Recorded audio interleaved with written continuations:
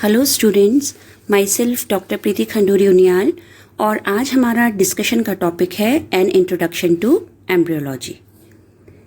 ये topic MSc और BSc classes दोनों के लिए एप्लीकेबल है। So first of all, what is embryology? Embryology is the study of embryo. Embryology word बना है एम्ब्रियो प्लस लॉजी या लोगोस, मीन्स एम्ब्रियो की स्टडी। तो what all we study in embryology about the structure and development of embryo. Embryo का structure कैसा है और इसका डेवलपमेंट कैसे होता है। एम्ब्रियो किससे बना है? Embryo is form from zygote. Zygote किससे बना है? By the fusion of male and female gametes. और मेल और फीमेल गैमीट्स कहाँ बने हैं? मेल रिप्रोडक्टिव ऑर्गन और फीमेल रिप्रोडक्टिव ऑर्गन में। तो इस एम्ब्रियोलॉजी की साइंस में हम एम्ब्रियो की स्ट्रक्चर और डेवलपमेंट को तो पढ़ते ही हैं, साथ ही हम मेल और फीमेल रिप्रोडक्टिव ऑर्गन्स की स्टडी भी करते हैं, उनका स्ट्रक्चर और डेवलपमेंट भी पढ़ते हैं और फर्टिलाइजेशन भी पढ़ते हैं। And then the process of divisions, किस तरीके से जाइगोट में डिविजन्स होते हैं, वो सारी स्टडी आपकी एम्ब्रियोलॉजी में आती है। Then what is plant embryogenesis?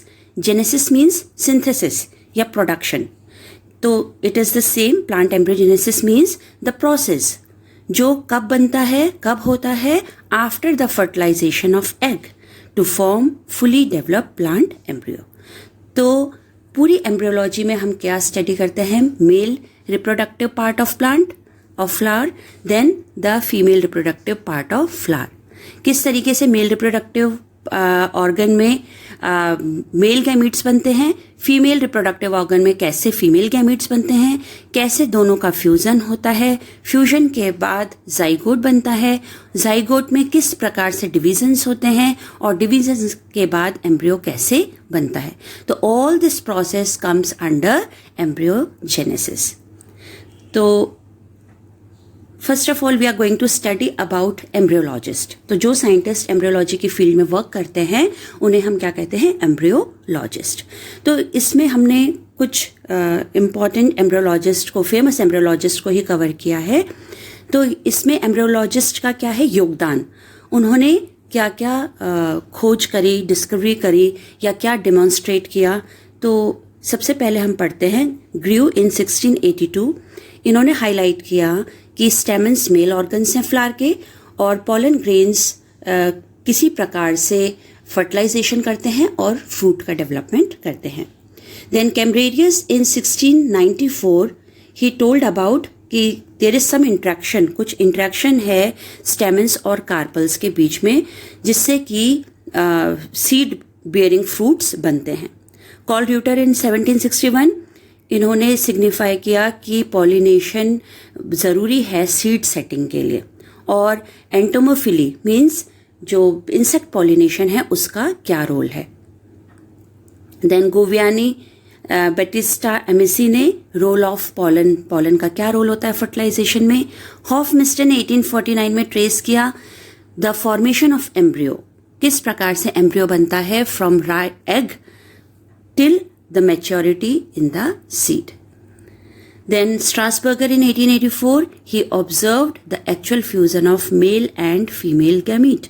इन्होंने वर्क किया था मोनोट्रोपा में, किस प्रकार से मोनोट्रोपा में मेल और फीमेल गैमीट फ्यूज करते हैं और उस प्रोसेस को नाम दिया syngamy. Then the most important is Sergius Navashin in 1898। इन्होंने डबल फर्टिलाइजेशन को डिस्कवर किया when he was studying Lilium and Fritillaria. Double fertilization का मीनिंग क्या है? कि फर्टिलाइजेशन 2 बार होता है एंजियोस्पर्म्स में। इट मीन्स कि एंजियोस्पर्म्स में 2 मेल गैमीट्स बनते हैं पोलन ट्यूब में, 2 मेल गैमीट्स होते हैं पोलन ग्रेन के अंदर। एक मेल गैमीट एग के साथ फ्यूज करता है जिसको सिनगैमी कहते हैं, और दूसरा मेल गैमीट एम्ब्रियो सैक में सेकेंडरी पोलर न्यूक्लियाई के साथ फ्यूज करता है, उसे ट्रिपल फ्यूजन कहते हैं। तो इट मीन्स दैट कि एम्ब्रियो सैक के अंदर 2 बार फर्टिलाइजेशन होता है, एक एग के साथ होता है मेल गैमीट का फ्यूजन और दूसरा सेकेंडरी पोलर न्यूक्लियाई के साथ फ्यूजन होता है। तो सेकेंडरी पोलर न्यूक्लियाई के साथ जब मेल गैमीट फ्यूज करता है उसको ट्रिपल फ्यूजन कहते हैं। तो because the fertilization occurs twice in angiosperms, तो that is known as double fertilization. Then this was about, we can say, the embryologist of outside the India. तो India में 30s और 40s ऑफ 20th सेंचुरी में embryology पे work हुआ और इसमें सबसे पहले नाम आता है सर पंचानन माहेश्वरी का. इन्होंने 1950 में एक बुक लिखी जिसका नाम था an introduction to embryology of angiosperms और इसका एडिटेड वॉल्यूम 1963 में आया. That was recent advances in the embryology of angiosperm. तो इंडिया की जो प्लांट एम्ब्रियोलॉजी की स्टडी है उसमें सबसे बड़ा नाम आता है डॉक्टर पंचानन माहेश्वरी का. तो he was an prominent Indian botanist और इन्होंने इन्वेंट किया था technique test tube fertilisation of angiosperms. तो इस इन्वेंशन के बाद ही नए हाइब्रिड प्लांट्स बन पाए थे. तो he is the most prominent botanist sir P Maheshwari. और about him we can say that he was educator and publisher और ये यूनिवर्सिटी ऑफ दिल्ली में इन्होंने बॉटनी पढ़ाई थी. Then he founded the scientific journal phytomorphology and he was the chief editor. Also he was the editor of popular magazine Botanica or he has founded the Society of Plant Morphologists in 1951. So this was about the contribution of embryologist. Now we come on to our main study about embryology. तो अगर हम angiospermic plant को assume करें या सोचें तो what all parts we can assume we can see in an angiospermic plant. कौन कौन से पार्ट्स हम देख सकते हैं अगर हम एक एंजियोस्पर्मिक प्लांट को देखें. तो उसमें हमें मिलती है roots which are under the soil. Then the stem में क्या होती हैं the leaves, then branches and the leaves, then flower और फ्रूट. तो वी कैन से कि प्लांट की ग्रोथ और डेवलपमेंट में 3 स्टेजेस आती हैं. पहली स्टेज होती है एम्ब्रियोजेनेसिस. What is embryogenesis? अभी आपको बताया था कि फर्टिलाइजेशन से एम्ब्रियो तक का बनना. एम्ब्रियो किसके अंदर बनता है? सीड के अंदर, मीन्स ओव्यूल के अंदर. That is embryogenesis. फिर हम जब सीड को सो करते हैं, बोते हैं जमीन में, तो उससे क्या निकलती है? सीडलिंग निकलती है. और सीडलिंग से एक मैच्योर प्लांट तक बनने को कहते हैं वेजिटेटिव ग्रोथ. तो पहले सबसे सीडलिंग स्टेज हो गई, जुवेनाइल स्टेज, और फिर एक प्रॉपर प्लांट बनता है. That is called germination to adult, means that is the vegetative growth. Then the third stage comes, that is the reproductive stage. Reproductive stage कब आती है? जब प्लांट इतना मैच्योर हो जाता है, mature enough to bear flowers. जैसे ही प्लांट में फ्लावर्स लगने लगते हैं हम कहते हैं कि प्लांट की रिप्रोडक्टिव फेज स्टार्ट हो गई है. It is why? It is because the flower is the reproductive part of the plant. Flower reproductive part है प्लांट का. तो प्लांट में 3 स्टेजेस होती हैं during its growth and development. Embryogenesis, then comes the vegetative growth and then finally the reproductive growth. तो in an angiosperm life cycle there is alternation of generation. पूरी life cycle में plant की angiospermic plant की life cycle में alternation of generation होती है. Alternation मतलब 1 generation comes after another generation, rotation होता है. तो एक कंप्लीट लाइफ साइकिल में 2 जनरेशन्स आती हैं जिसको हम कहते हैं, एक होती है gametophytic generation. Gametophytic generation means gamete bearing, इसमें गैमीट्स बनेंगे, दैट इज हैप्लॉइड जनरेशन. और दूसरी होती है sporophytic generation, means spore bearing. Okay, तो ये ऑल्टरनेशन ऑफ जनरेशन हमने पहले भी अपने वीडियो में डिस्कस कर चुके हैं. Again here we are going to discuss it. तो 2 जनरेशन से स्पोरोफिटिक जनरेशन डिप्लॉयड, ये कहाँ से कहाँ तक रहती है? From zygote till the formation of gametes. तो जाइगोट डिप्लॉयड होता है और जब तक गैमीट्स बनते हैं वहां तक रहती है स्पोरोफिटिक जनरेशन. गैमेटोफिटिक जनरेशन कहाँ से स्टार्ट होती है? From the formation of gametes, क्योंकि गैमीट्स हैप्लॉइड होते हैं, टिल फर्टिलाइजेशन, जाइगोट के बनने से पहले तक रहती है गैमेटोफिटिक जनरेशन.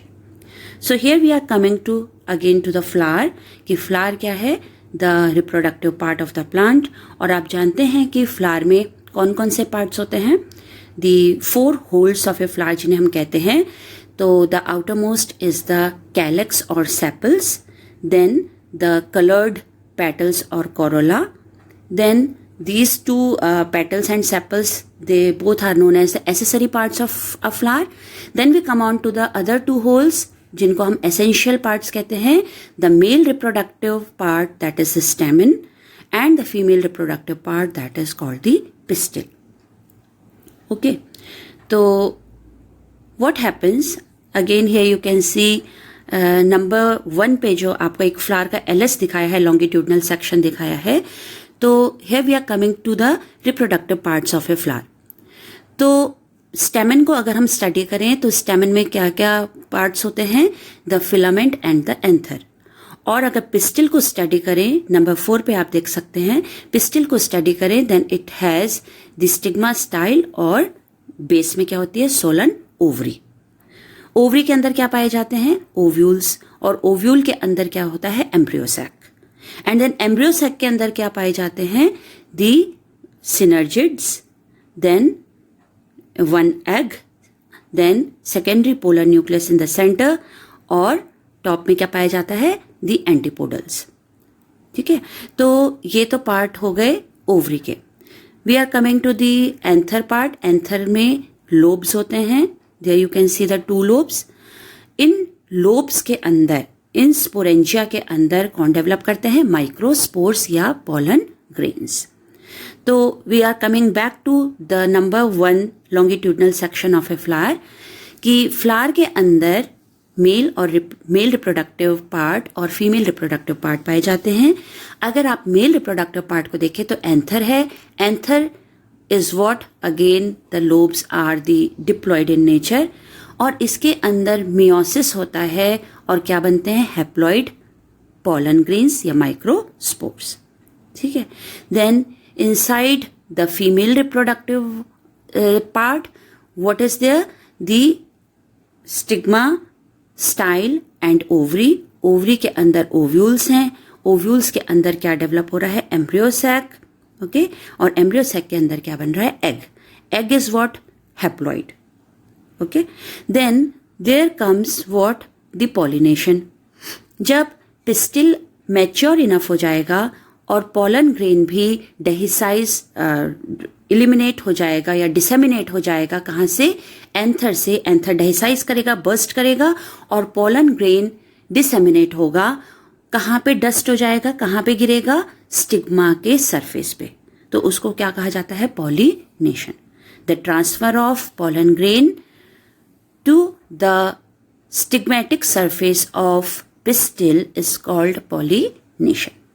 जब पॉलिनेशन होगा तो पॉलन ग्रेन का अगेन डेवलपमेंट होता है और पॉलन ट्यूब बनती है and it reaches the embryo sac. Ovule की तरफ जाती है, एम्ब्रियोसैक के अंदर पहुंचती है.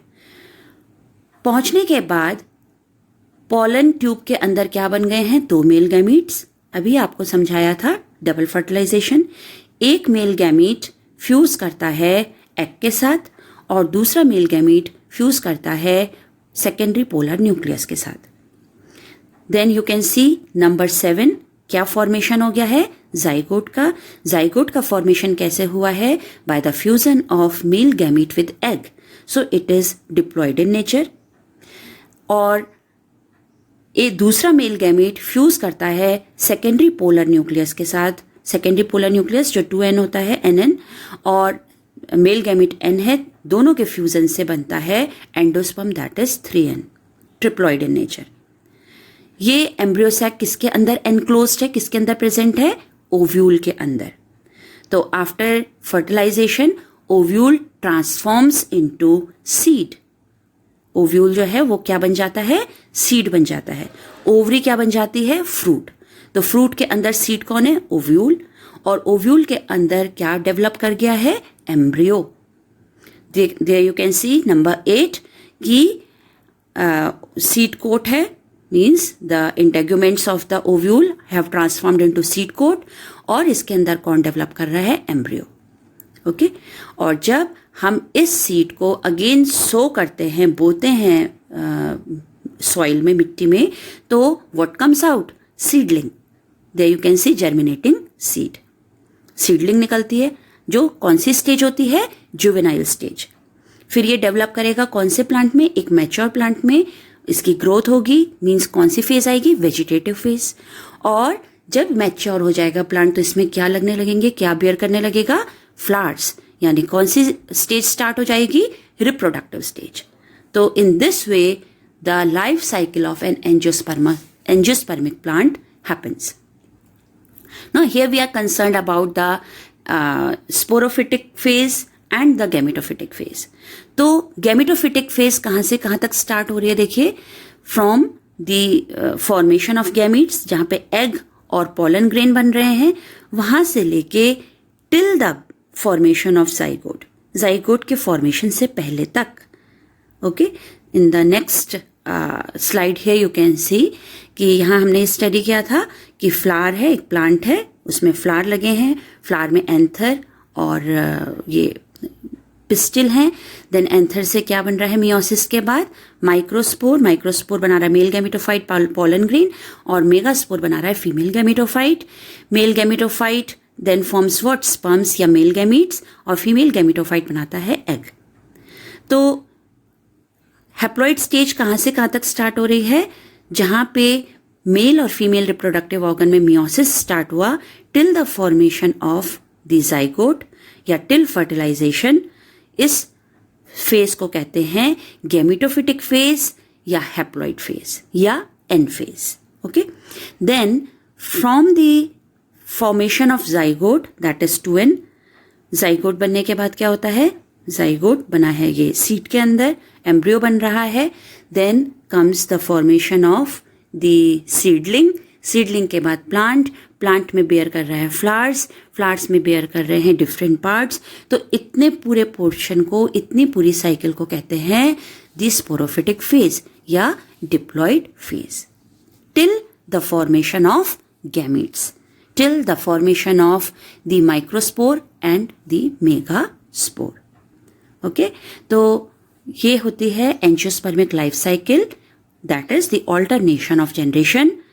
एक जनरेशन के बाद दूसरी जनरेशन आती है। देखिए, पहले डिप्लॉइड या स्पोरोफिटिक जनरेशन थी, स्पोरोफिटिक जनरेशन के बाद कौन सी जनरेशन आई, गैमेटोफिटिक जनरेशन, गैमेटोफिटिक जनरेशन के बाद फिर कौन सी आई, sporophytic generation, and so on.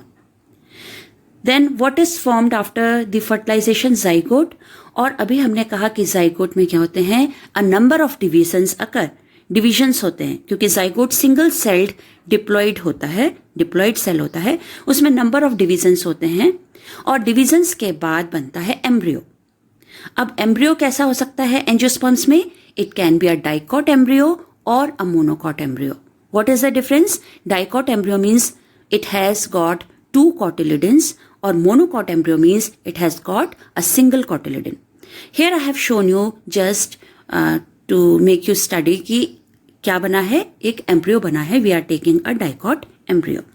तो where this embryo is formed, कहाँ बना है ये embryo, inside the seed. Okay, तो ये सराउंडेड है सीड कोड से, और इसमें क्या प्रेजेंट है एम्ब्रियो के अंदर, ग्रोइंग पॉइंट ऑफ शूट, जहां से शूट अराइज होगी, then growing point of root, जहां से रूट अराइज होगी, कॉटिलिडेंस जो इसको रिजर्व फूड मटेरियल है, जो इसको न्यूट्रिशन प्रोवाइड कराएंगे। Then when does the shoot and the root is formed, जब हम ऐसे सीड को सो करते हैं इन द सॉइल, जब हम इसे बोते हैं। तो what comes out here, you can see the radicle coming out from the growing point of root, and the seed coat is breaking, seed coat break होती है, और radicle निकलता है, radicle arises out which grows towards gravity, gravity की तरफ जाता है, means soil की तरफ जाता है, और shoot arise होती है, और धीरे धीरे क्या बनने लगते हैं, एपिकोटाइल में the foliage leaves, leaf arise होने लगती है। तो this is called the juvenile stage, ये जुवेनाइल स्टेज है, सीडलिंग स्टेज है। And then later on there occurs the growth of the plant, बहुत सारे रूट्स डेवलप होने लगते, रूट डेवलप होने लगते प्रॉपर। देन जो स्टेम है, स्टेम में बहुत सारी लीव्स अराइज होने लगती हैं, और प्लांट की हाइट बढ़ती है, प्लांट की विड्थ बढ़ती है। This is called the growth and development of the plant, that is the vegetative phase. When the plant becomes mature, it starts bearing flowers, then starts the what? The reproductive phase, and so on. So this was about the embryology. What is embryology? हम इस embryology में पूरा कौन कौन से portion की study करेंगे ये मैंने आपको अभी बताया. तो कौन कौन से पार्ट्स हम स्टडी करेंगे? We will study right from the flower. Flower से स्टडी करेंगे, फ्लावर क्या है, कब बनता है. Then the reproductive parts of a flower. We will study about the stamen. We will study about the anther. Anther में किस प्रकार से pollen grain बनता है, pollen grain का development कैसे होता है और कैसे male gametes बनते हैं. On the contrary, there we will study the female reproductive organ. किस तरीके से ओव्यूल के अंदर एम्ब्रियो सैक बनता है, कैसे एम्ब्रियो सैक के अंदर सेल्स बनती हैं. Okay, then the next step we will study about pollination. कितने types का होता है pollination. Then in the next part we will study कि fertilization कैसे होता है. Then we will study zygote कैसे बनता है, zygote से embryo कैसे बनता है, and then embryo से पूरा एक seed कैसे develop होता है, और seed को अगर sow करते हैं तो germination कैसे होता है, and this is the life cycle of angiosperm. तो ये पूरी लाइफ साइकिल ही आपको एम्ब्रियोलॉजी में पढ़नी है. तो this was about the introduction of embryology of angiosperms. In the next lecture we will study about microsporogenesis, कैसे माइक्रोस्पोर का डेवलपमेंट होता है. तो स्टूडेंट्स, आई होप आप लोगों को ये समझ आया होगा. तो we'll meet in our next lecture. Till then, thank you.